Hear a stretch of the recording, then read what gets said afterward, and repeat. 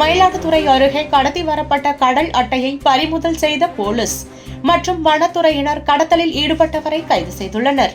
மயிலாடுதுறை மாவட்டம் தரங்கம்பாடி தாலுகா நண்டலார் சோதனை சாவடியில் போலீசார் சோதனையில் ஈடுபட்டனர்.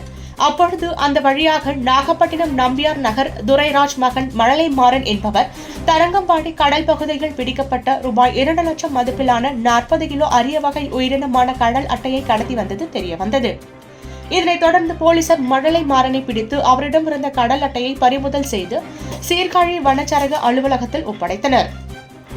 தொடர்ந்து நாகை மாவட்ட வன உயிரின காப்பாளர் அபிஷேக் தோமர் அறிவுறுத்தலின் பேரில் சீர்காழி வனச்சரக அலுவலர் அயூப்கான் கடல் அட்டையை கடத்தி வந்த மழலை மாறனை கைது செய்து அவரிடமிருந்த கடல் அட்டையை பறிமுதல் செய்து வழக்கு பதிவு செய்து சிறையில் அடைத்தனர். இச்சம்பவம் பெரும் பரபரப்பை ஏற்படுத்தியுள்ளது.